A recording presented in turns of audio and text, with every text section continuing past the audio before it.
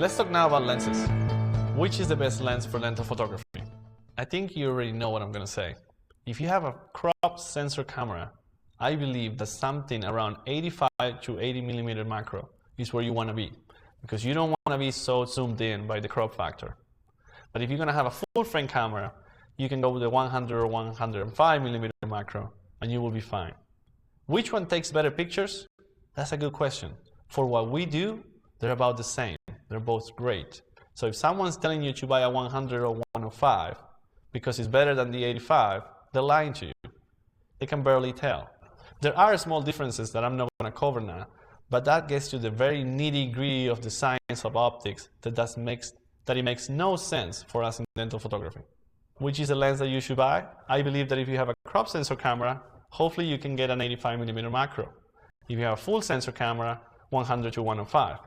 The question is, should I buy the same lens as my camera? Meaning, should I buy a Nikon lens with a Nikon camera or a Canon lens with a Canon camera? Or can I go with off brands like Tokima or Tamron?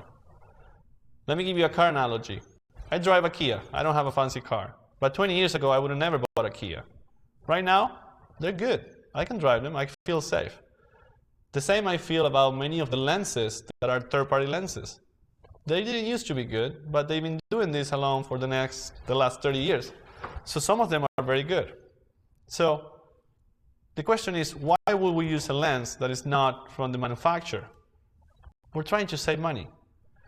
If for your family or your cousin or your mom ask you, they want a new camera for their vacations and they don't want to spend too much money, yeah, buy this camera with that other lens. For dental photography and for dentistry, we're spending so much money and everything else that saving $100 in a lens, I believe, is not worth it. But if you want to do it, they work. The third-party lenses are almost as good when it comes to the Canon or Nikon or Sony lenses. So I have no problem with that. Let's talk about the type of lenses that we have on the table. There are two different sets of lenses that you might or might not know. One is called the telephoto lens. It's the lens that comes with the camera, the one that you can zoom in and out. There's many different ones. I have one right here that I'll show you later. But you know them. They come with the camera. There's some cheap ones. There's some expensive, like this one as well. But then we have macro lenses, which are the lenses that you can zoom in and out. These macro lenses have been designed to do two things. To be able to take pictures of objects that are very close without distortion. That's kind of like a lie. Every lens has a little bit of distortion to it, but it minimizes the spherical aberration of it. You don't have to remember this. Just know and trust me, you want a macro lens. People come to my courses with telephoto lens and they argue with me that they want to take good pictures. And then they get surprised when they can't, but they want to argue also that they can use a telephoto lens to do what we do. You can. You have to use a lens that is at least 80 millimeters and above, and it has to be macro. So we don't have that many options. We have some 80s and some 90 millimeters in the market. Nikon has the 85 and the 105, Canon has the 100. I believe you should stay within those ranges and have a macro lens.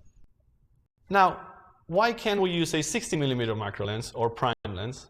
Well, the reason you don't want to use a 60 millimeter macro lens is because you're not as zoomed in now, and because we're trying to take a picture of something that is very small, you're going to have to get much closer.